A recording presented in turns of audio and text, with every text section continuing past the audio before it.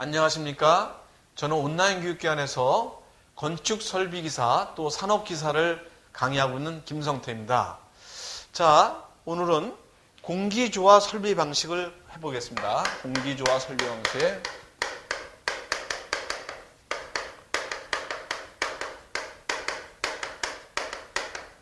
자, 공기조화란 무엇인가를 갖다 여러분들하고 얘기했어요. 공기조화란 어떠한 실에, 어떠한 건물에, 어떠한 실에 우리가 조화를 시켜갖고 필터가 있고, 그 다음에 쿨링 코일이라든지 이러한 게 있고, 여기서 팬으로다가 공기 조화를 시켜갖고 불어주고, 그죠? 불어주고 흡입을 해서, 그리고 이래서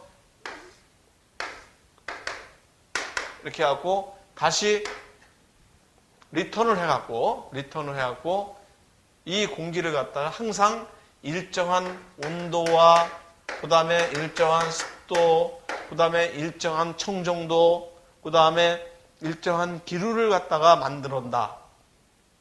항상 어떠한 실에 일정한 온도, 습도, 기류, 청정도를 맞추기 위해서 조화를 시키는 거, 공기 조화를 시키는 거, 이게 바로 공기 조화 아닙니까?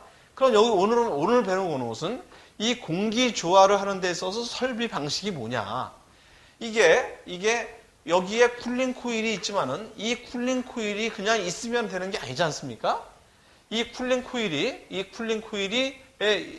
우리가 공급하는 열원에 의해서 공급하는 그 냉수가 순환이 돼야 되고, 그 순환되는 게 공조기에 순환을 시키고, 또 실내에 팬코일 유니트나 이런 거에 의해서도 여기서 해고, 이런 어떠한 조합에 의해서도 하는 거죠. 그죠?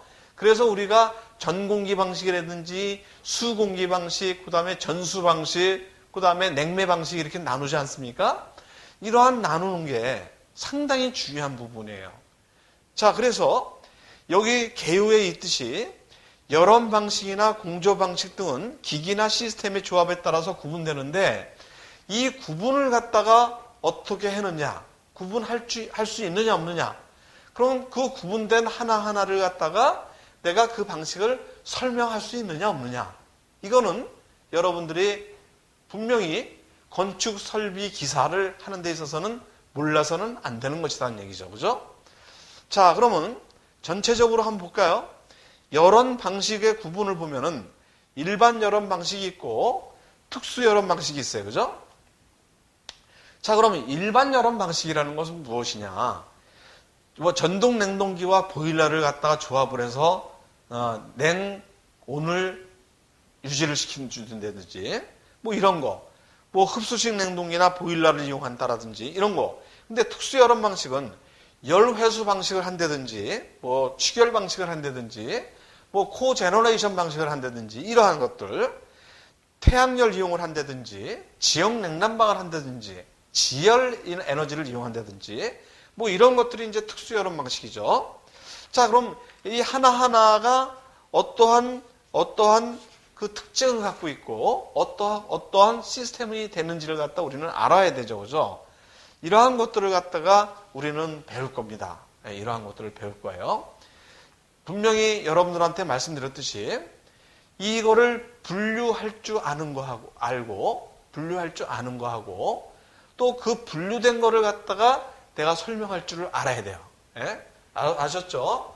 자, 그래서 여기서 이제 한번 하나하나를 해보자고요. 자, 그래서 열원 방식을 갖다가 구분해보자. 그죠? 열원 방식을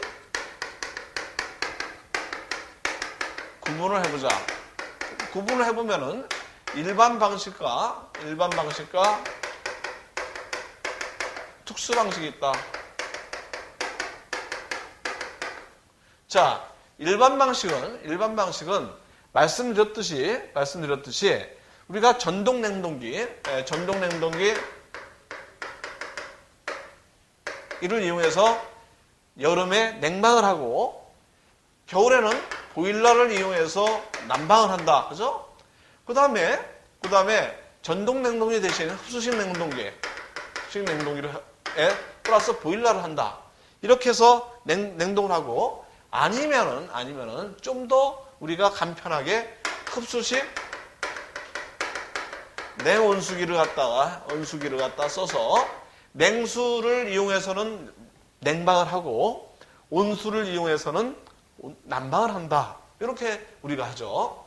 자, 그럼 특수 방식은 뭐냐? 특수 방식은 일단은 열회수 방식이 있어요. 열회수 방식. 네. 자, 두 번째는 우리가 추결 방식이 있어요. 추결 방식. 자, 세 번째 코제너레이션 방식이 있어요. 코제너레이션 방식. 그죠? 코제너레이션 방식이 있어요. 이거를 갖다가 우리는 열병합 방식이라고도 해요. 병합 방식이라고도 우리가 얘기를 해요. 예, 이따가 우리가 배우면은 왜 열병합 방식이라 하는지 나올 거예요. 자, 그 다음에 태양열 이용 방식이 있고, 지열이 있고, 그죠? 지열, 또 여러 가지가 있겠죠, 그죠? 그 다음에 지역 냉방 방식.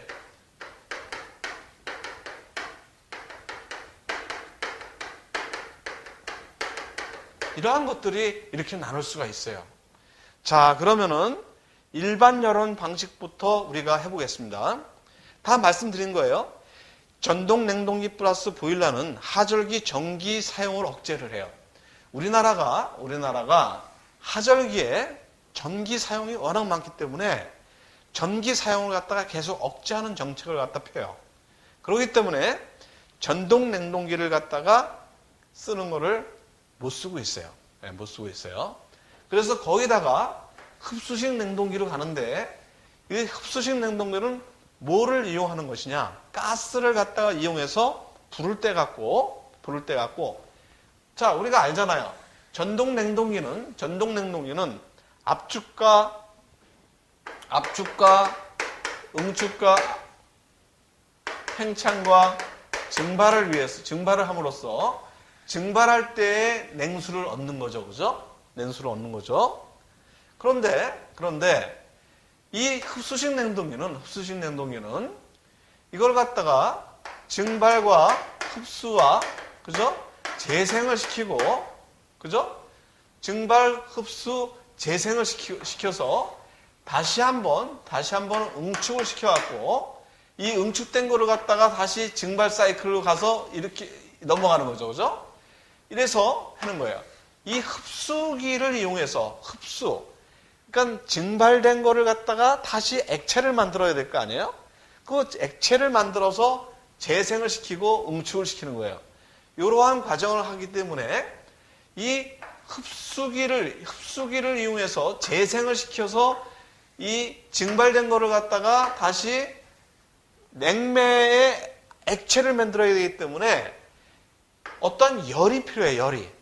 열이 나중에 이제 사이클에 들어가서 상세하게 배울 거예요. 이 열이 필요한데, 이 열을 갖다 이용할 때 우리가 뭐를 쓴다? 가스를 쓰기도 하고 증기를 쓰기도 한다. 그죠? 자, 그래서 되는 거고, 그래서 2번 흡수식 냉동기 플러스 보일러는, 흡수식 냉동기는 1중 효용과 2중 효용이 있어요.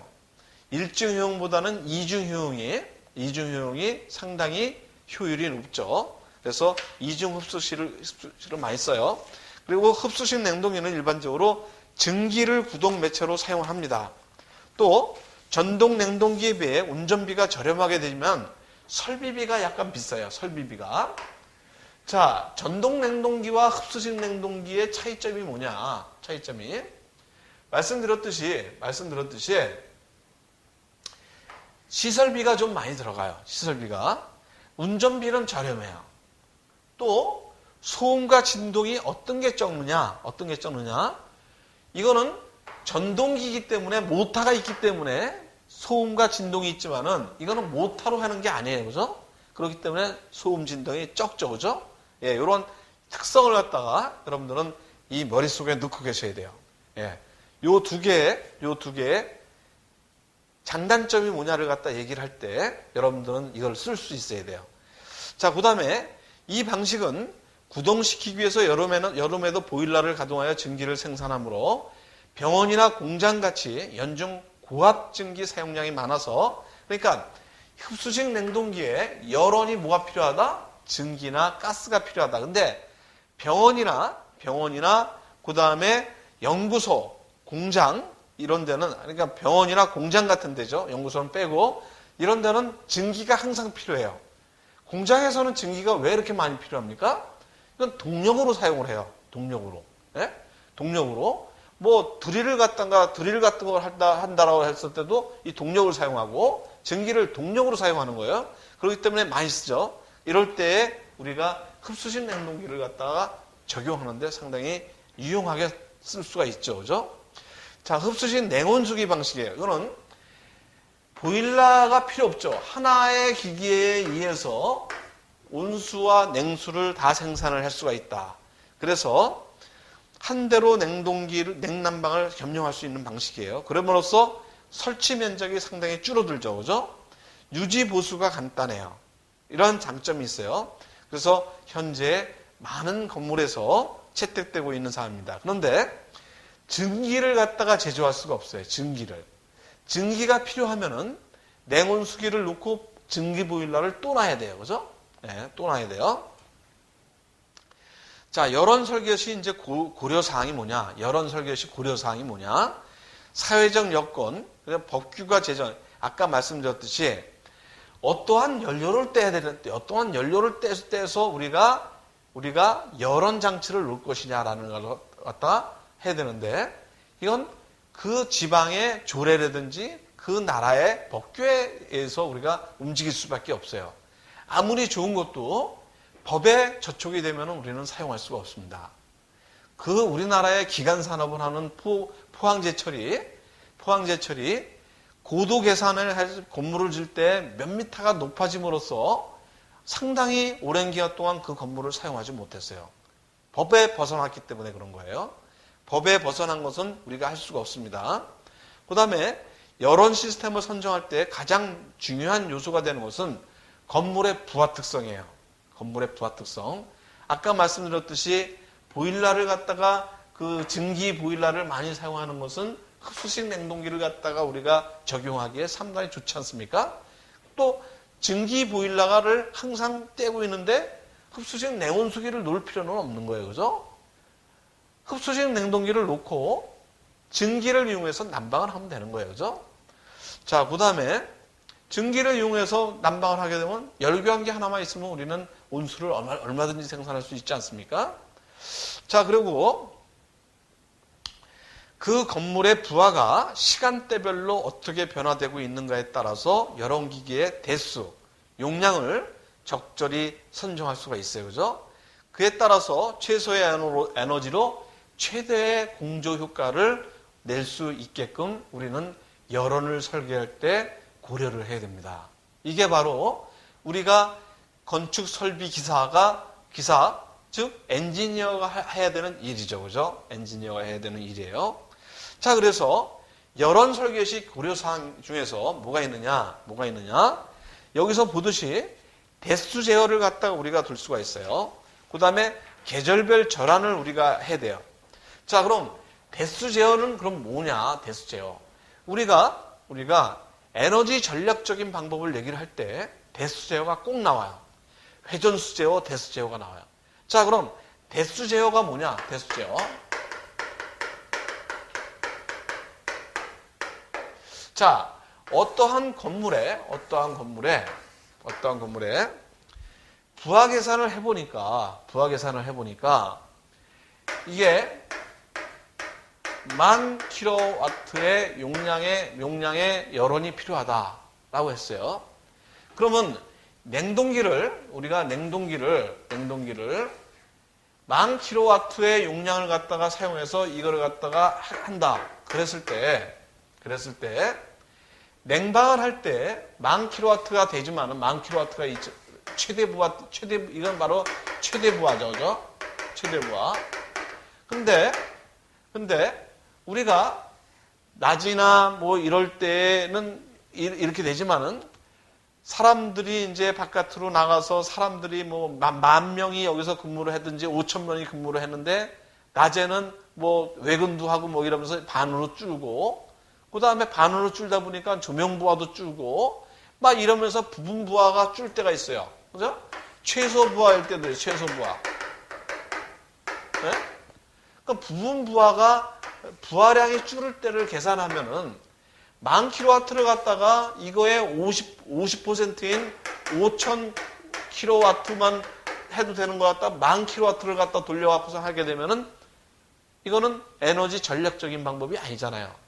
그래서 최소 부하가 5,000일 때는 냉동기를 2대를 놔서 부분 부하 운전을 한다. 부분 부하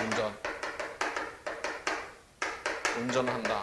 그래서 만약에 10,000을 갖다 쓸 때는 2대를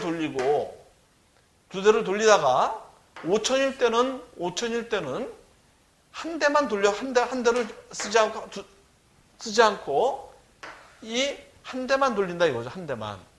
그 다음에 만약에 3대를 넣으면 더 좋아요. 3대를 넣으면 7,000kW의 그 부하가 될 때, 부분 부하가 될 때는 2대만 돌려도 되고, 예? 10,000일 때는 3대를 돌리고, 그 이하일 때는 한 대만 돌리고, 이런 부분 부하가 된다면은 상당히 큰 에너지 전략적인 방법이 되겠죠. 그죠? 그래서 소규모 건물을 제외하고는 여론기기에 대해서는 복수로 하는 것이 원칙이라는 얘기예요. 그죠?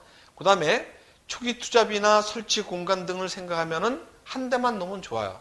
그렇지만은 부하 변동이 심하거나 고장시의 대응이나 부분 부하 시에는 분명히 복수대의 기기를 설치하는 게 원안이다.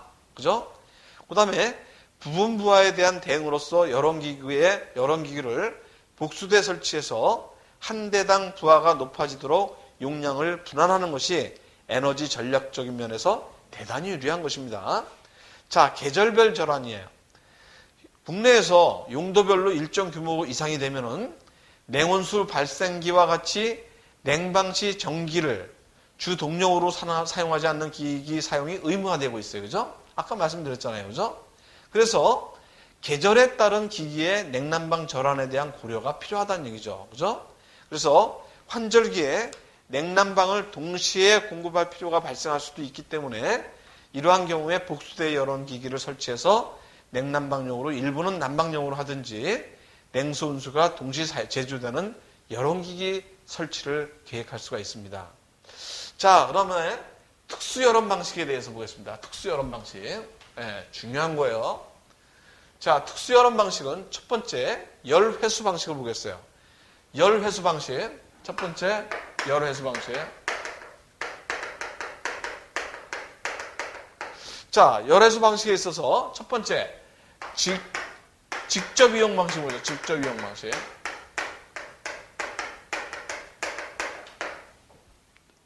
이건 전열 교환기를 전열 교환기. 이러한 여기가 실내고 여기가 실외예요. 실외. 겨울철이라고 우리가 보자고요.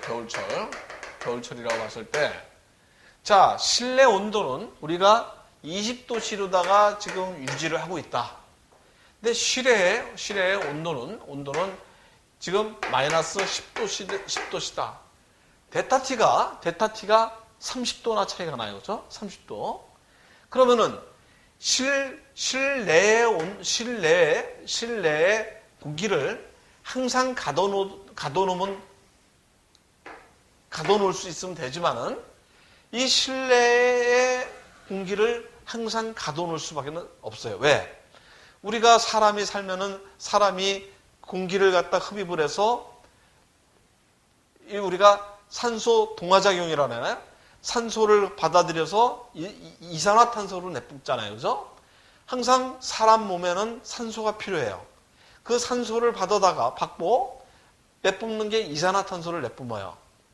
그 다음에 이 지금 살고 있는 공간에 뭐 사무실이라고 치면은 뭐 복사기도 있고, 그죠? 복사기도 있고, 복합기도 있고, 또 스캔도 해야 되고, 여러 가지에 해야 되고, 또 그 다음에 인테리어에서 나오는 어떤 이물질, 뭐 HCHO라든지, 포르말데히드라든지, 여러 가지 아주 유해 물질들이 많이 발생이 되고 있습니다. 그죠?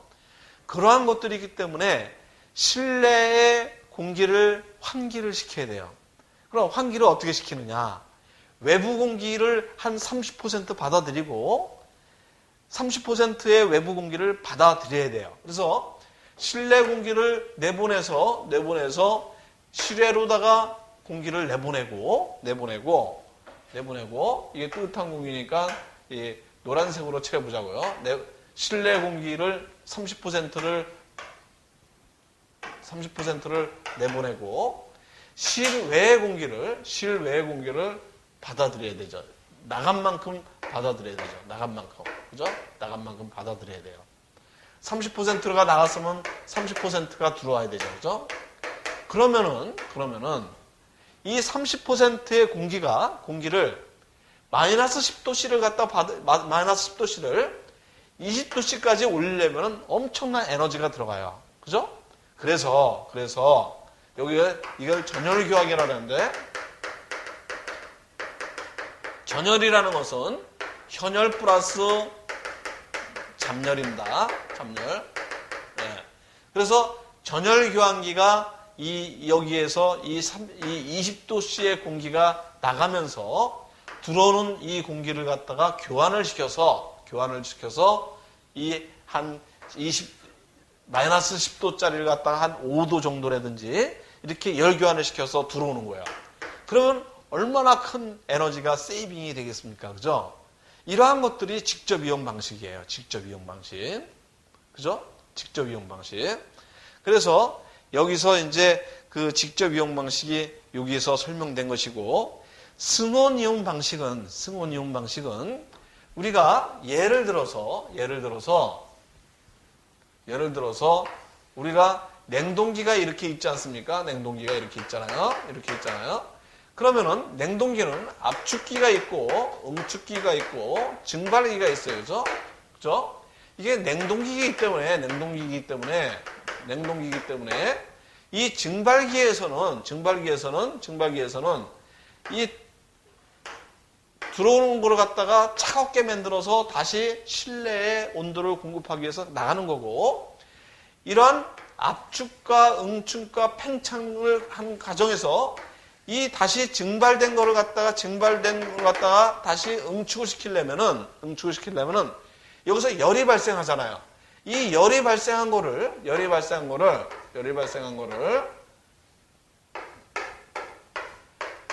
냉각탑에서 이거 뿌려줘갖고 대기의 온도에 거의 맞춰서 지금 이거를 갖다가 다시 식혀서 내려와서 항상 이 응축기의 열을 갖다가 열로 뺏어버려요. 그런데 여기에서 응축에서 발생되는 거를 갖다가 난방으로 이용하는 거예요. 여기 이 열을 방열을 시키지 않고 난방을 이용하는 거. 이게 바로 승온 이용 방식입니다. 승온 이용 방식. 그래서 이거를 이중 응축기 더블 번들 콘덴서라고도 우리가 얘기를 해요. 이렇게 해서 우리가 사용하는 겁니다. 자, 그 다음에 세 번째는 코제너레이션 방식이 있어요. 이 열병합 방식이에요. 열병합 방식. 요 코제너레이션 방식. 자, 이게 상당히 중요한 거예요. 그럼 어떻게 되느냐? 한번 볼까요? 볼까요? 자,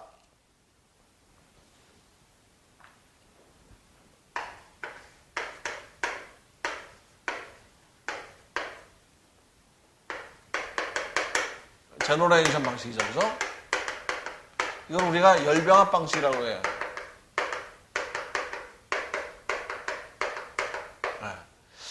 자, 열병합 방식이라는 건 뭐냐면 우리가 이제 뭐 지역 난방공사나 뭐 이런 데서도 이런 데서 계속 이제 발전기를 돌려서 우리가 전기를 생산한다든지 그러잖아요. 그죠?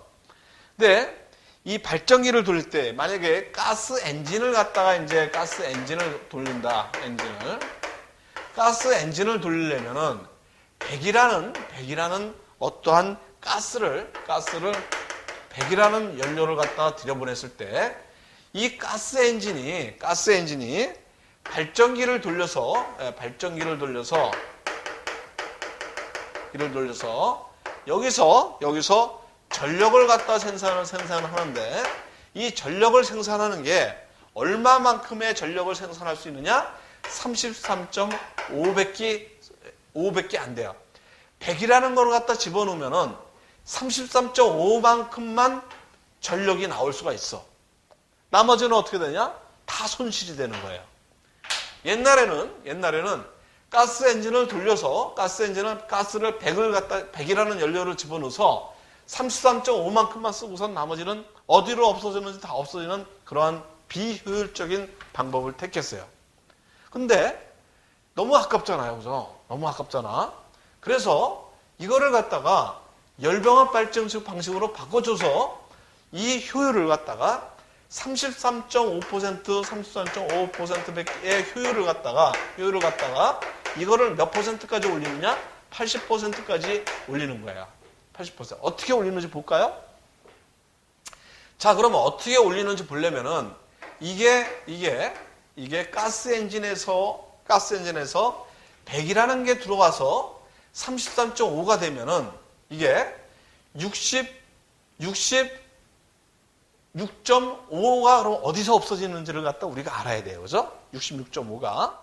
자, 가스 엔진이 되면은 배기가스로다가 얼만큼이 없어지냐면은 배기가스로다가 얼만큼이 없어지냐면은 27만큼이 없어져요. 100으로 봤을 때 100이라는 가스가 들어왔을 때 배기가스로 나가는 열량이 27만큼의 손실이 돼요. 27%가.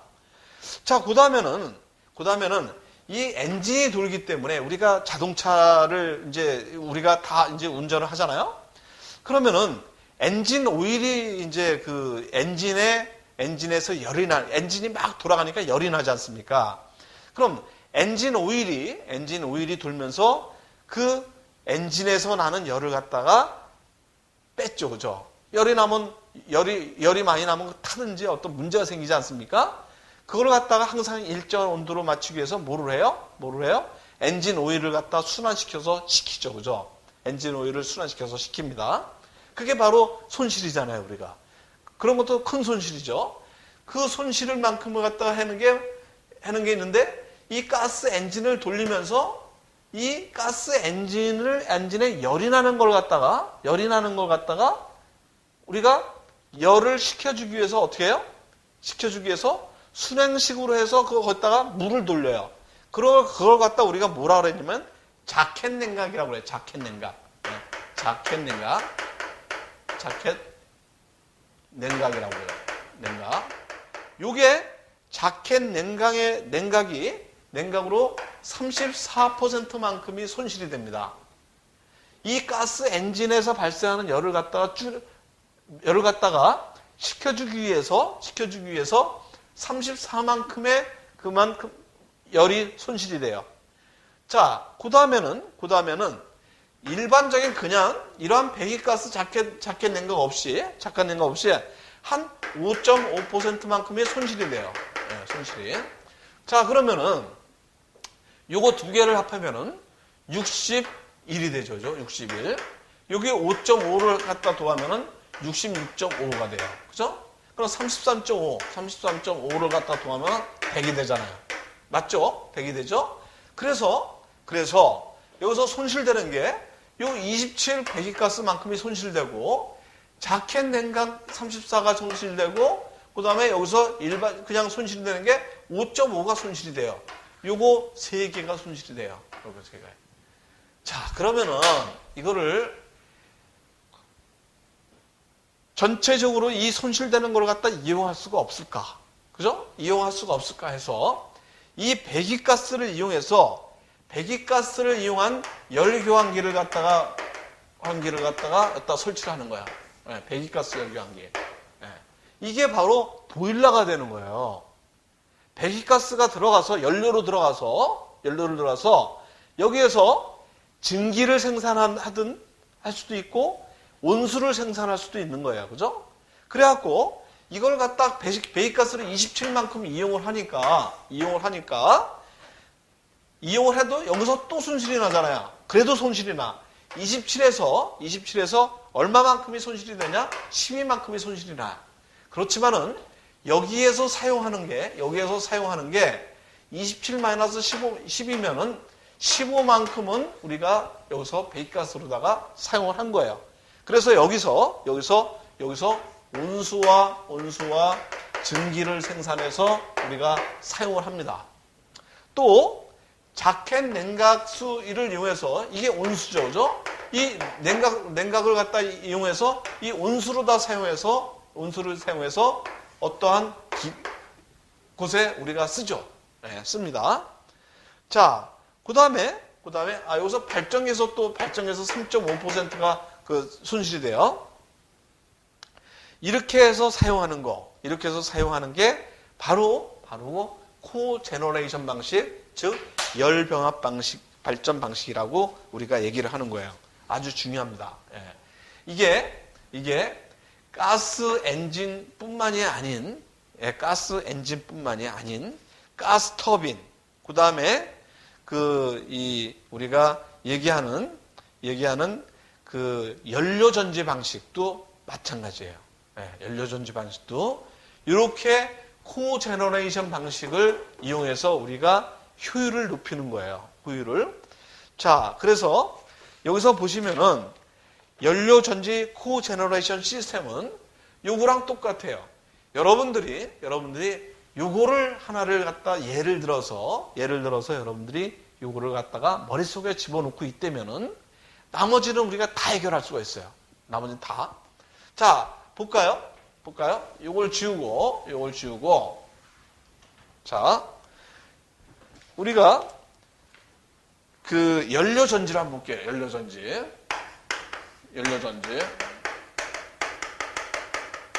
연료 전지도 마찬가지예요. 연료 전지도. 자, 어떠한 여기서 천연가스를 갖다가 우리가 천연가스를 이용해서 우리가 개질을 시켜요. 개질 장치에.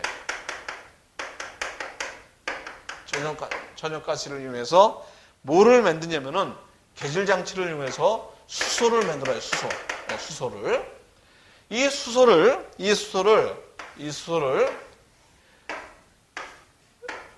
수소를 공기를 투입시켜갖고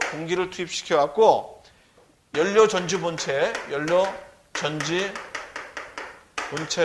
본체에 수소와 공기가 들어가게 되면은 직류전기가 발생을 합니다. 그래서 직류전기가 여기서 발생을 해요. 직류전기가 발생을 하니까 여기서 직류와 교류 변환 장치를 이용해서 우리가 교류를 갖다가 생산해서 전류를 이용하는 거예요. 이게 바로 연료 전지 코제너레이션 시스템입니다. 자, 그러면 여기서도 마찬가지로 이 개질 장치에서 배기가 엄청나게 열이 나옵니다. 이 열을 이용해서 아까 여기서 썼던 배기가스 열교환기를 갖다가 우리가 배열 회수 장치를 이용해서 또 한 번 이용해 주는 거. 이게 바로 이 코제너레이션 방식에 해당이 되는 거예요. 연료전지. 자, 그러면은 이러한 시스템의 종류는 뭐가 있느냐? 토탈 에너지 시스템이 있어요. 그 다음에 코제너레이션 시스템이 있고, 온사이트 시스템 해갖고 OES라고 있어요. 그 다음에 CES라 해갖고, 커뮤니티 에너지 시스템이라고 해서 구역형 집단 에너지 사업이 있습니다. 자, 요거의 용어에 대한 거를 갖다 잠깐 한번 알아보고 가자고요. 토탈 에너지 시스템은 그야말로 에너지를 시작에서 종점 사이 다목적, 단계적으로 사용해서 종합적인 에너지 효율을 향상시키는 제품이에요. 그런데 그럼 코제너레이션 시스템이 이게 아니냐? 맞습니다. 근데 이거는 코제너레이션 시스템은 발전을 동반하는 방식이다. 발전을 동반하는 방식이고 이를 말하고 열병합 발전 방식이라고 얘기합니다. 온사이트 에너지 시스템은 이거는 자기 건물에서 전기를 생산해서 쓰는 거예요. 매전을 하지 않아요.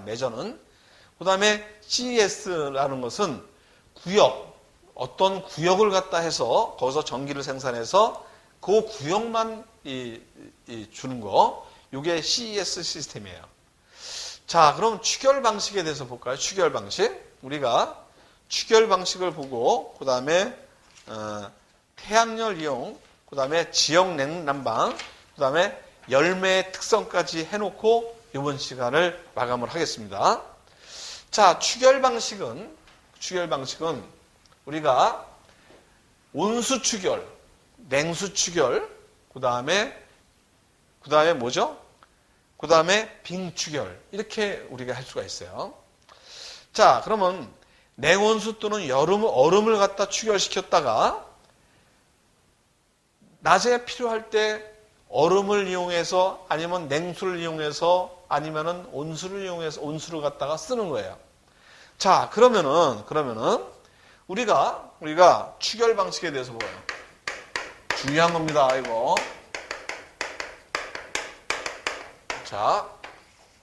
자, 이렇게 되죠, 그죠?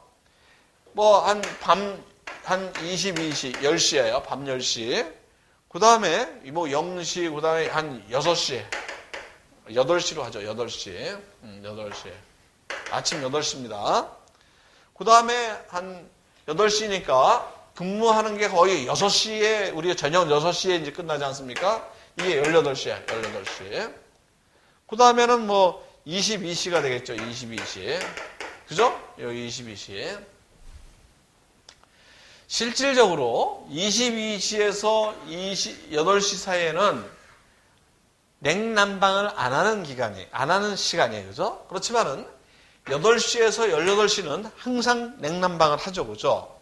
그래서 요거를 갖다가 우리가 이렇게 해서 우리가 보면은 이 건물의 냉방부하 곡선을 보면 한 이 정도 이렇게 이게 바로 냉방부하 곡선이에요. 냉방부하 곡선. 그러면은 여기와 여기서 요까지의 냉방 부하를 우리는 최대 냉방 부하로 해서 냉동기를 선정을 해야 됩니다. 그죠? 네, 냉동기를 선정을 해야 되겠죠? 이거는 뭐냐면은 이거는 최대 부하가 되는 거예요. 최대 부하. 이 최대 부하를 이용해서 우리는 냉동기를 선정을 해야 돼요. 그래서 냉동기를 8시에 가동을 해갖고 18시까지 계속 돌려야 돼요. 그죠? 계속 돌려야 돼요. 자, 그러면은 이 돌리는데 너무나 낮에 많은 이 에너지가 들어간다. 이거를 줄일 수가 없느냐? 줄일 수가. 그래서 22시에서 8시까지의 사람들이 자는 시간에는 전기가 많이 남지 않습니까? 이 전기가 많이 남는 시간을 이용해서 얼음을 갖다가 추결을 시켜갖고 이만큼의 이 부하만큼을 갖다가 여기서 너무 좁으니까 22시니까 여기 이만큼을 얼음을 얼리든 뭐 빙축을 시켜갖고 추결을 시켜갖고 요 에너지를 갖다 여기다 쓰는 거예요. 요 에너지를. 그리고 요 낮 동안에는 여기에 요만큼의 부하 이만큼의 부하만큼을 갖다가 냉동기만 돌리는 거예요. 네. 요만큼의 항상 일정한 냉동기의 부하만큼만 돌리고 요만큼만 돌리고 이 나머지는 추결을 시켰던 이 에너지를 이용해서 이만큼을 갖다가 냉방을 시키는 거예요. 그럼 낮에는 이만큼의 부하를 갖다가 우리는 돌려야 될 걸 갖다가 요만큼 부하만 돌려도 우리는 사용을 할 수 있는 거예요. 그죠? 이 똑같은 그 냉방을 시킬 수가 있는 거예요. 요게 바로 이거는 비추결 냉동기죠. 그죠? 냉동기를 돌려서 밤에 냉동기를 돌려서 이만큼을 추결을 시켜 놓는 거예요. 그래서 이렇게 해서 하는 게 바로 추결 방식입니다. 추결 방식. 자, 그 다음에는 태양열 이용 방식인데, 태양열 이용 방식.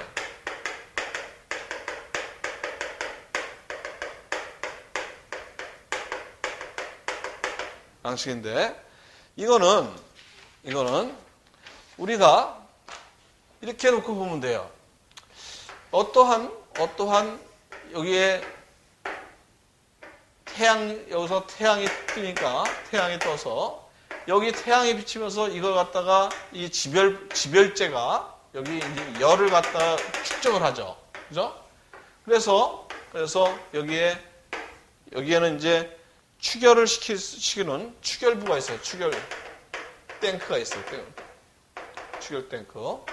이게 이렇게 순환이 되죠. 그죠? 계속 순환이 돼요. 순환이 되면서 여기에다가 물을 갖다가 항상 이 태양의 열을 이용해서 여기다 비축을 시키죠. 그죠? 비축을 시켜서 여기서도 서큘레이션 시켜갖고서 필요한 곳에 난방을 보내고 하는 게 바로 온수를 사용하든지 이렇게 되는 거예요. 이게 바로 태양열 이용 시스템이에요. 여기서 우리가 하나를 알아야 될 것은 뭐냐? 요거는 여기서 여기까지는 이거는 태양열 이용 방식은 지별부, 축열부,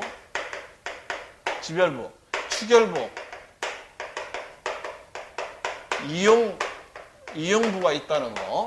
요 세 개의 이용가 있다는 거를 갖다 여러분들은 꼭 알아놓으셔야 돼요. 요거는 여기가 바로 지별부고,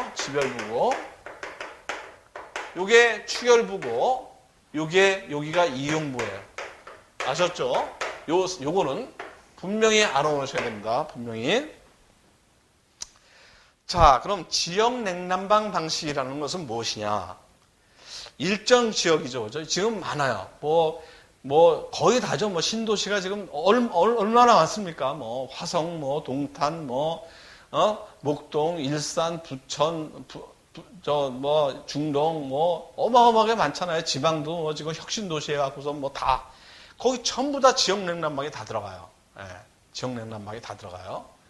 그래서 냉온수 증기를 공급해서 냉난방 하는 방식을 갖다가 우리가 일정 지역 내에서 냉난방을 하는 게 그 지역 냉난방 방식이다. 자, 지역 냉난방은 어떠한 특성이 있느냐? 특징이 있느냐? 대용량. 그러니까 각 집집마다의 보일러와 냉동기가 있었는데, 냉동기가 있으면 뭐도 있어야 돼? 옥상에 냉각탑도 있어야 되잖아요. 그죠? 있었는데, 이걸 지역 냉난방, 지역에서 지역에서 온수를 보내든 고온수를 보내든 증기를 보내는 걸 갖다 이용해서 흡수식 냉동기를 이용한다든지, 아니면 직접 지역 냉난방 하는 이 열병합 발전소에서 냉수까지를 보낸다든지, 이렇게 해갖고선 하기 때문에 대용량 기기를 채용할 수가 있잖아요. 그래서 초기 투자비가 그만큼 싸져요. 싸져요. 그 다음에 효율이 높아지죠. 그죠? 효율이 높아져요. 왜? 부분부하로 많이 운전할 수 있잖아요. 여러 대를 놔서 조금 필요할 때는 대수제어 아까 했잖아요. 대수를 갖다 줄이고, 이런 부분 부하를 갖다가 할 수 있기 때문에 효율이 증가되고 고효율 운전이 되죠. 그죠? 그 다음에 동시에 사용률이 고려를 할 수 있기 때문에 또한 효율이 증가됩니다.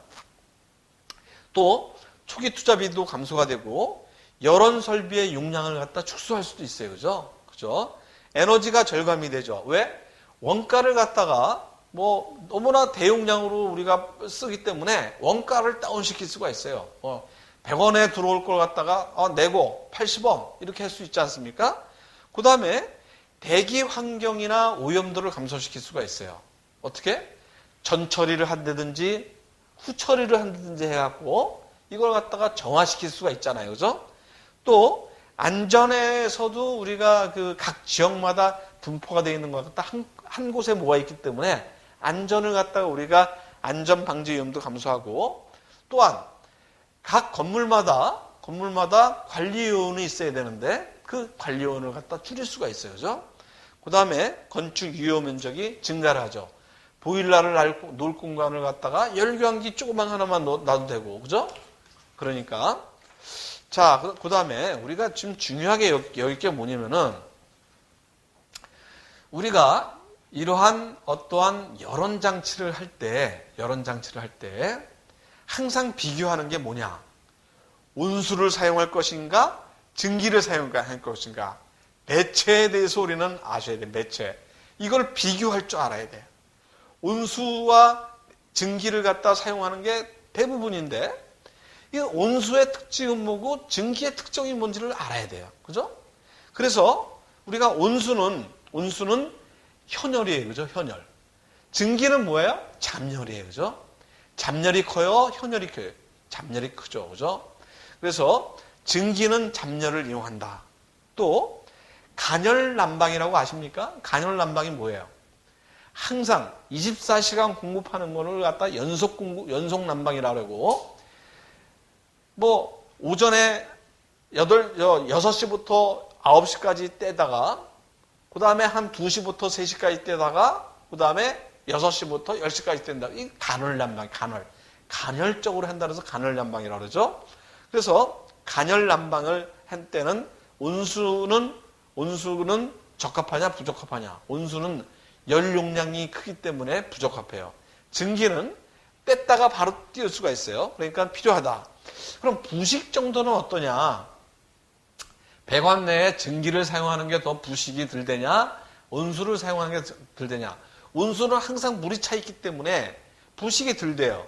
부식이 언제 많이 됩니까? 산소와 접촉이 됐을 때 많이 되잖아요. 산소와 접촉된다는 것은 공기와 접촉된다는 게 맞잖아요. 그럼 공기와 접촉되지 않는 게 증기와 온수 중에 어떤 거예요? 온수는 물이 항상 차 있기 때문에 부식 전도가 감소가 되죠. 그죠? 근데 증기는 우리가 그 부식이 많이 돼요. 자, 동력을 사용하는 건 어떨까? 온수 같은 경우에는 펌프를 사용해야 돼요. 동력 장치를 사용해야 돼요. 근데 증기는 증기 힘 자체가 그 동력입니다. 그렇기 때문에 동력이 안 들어가요. 지금 압력은 어떠냐? 압력은 동일 온도시 압력이 증가되죠. 그래서 배관 부속류 내압 기밀성이 필요해요. 그런데 증기는 트랩 선적 및 성능 고려되고, 그러면은 간단하고 복잡한 정도는 어떠냐? 온수는 상당히 복잡해요. 왜? 유량 조절을 해줘야 되고, 그 다음에 열 분배를 위해서 우리가 리버스 리턴도 해줘야 되고, 막 이러기 때문에 복잡해요.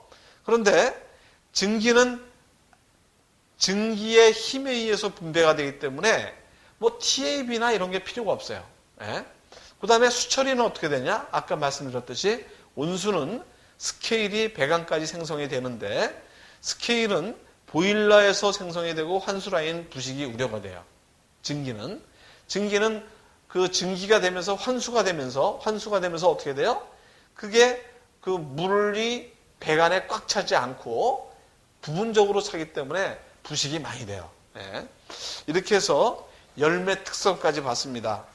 그래서 이제 우리가 공기조화 설비 방식에 있어서 우리가 오늘은 이 여론 방식에서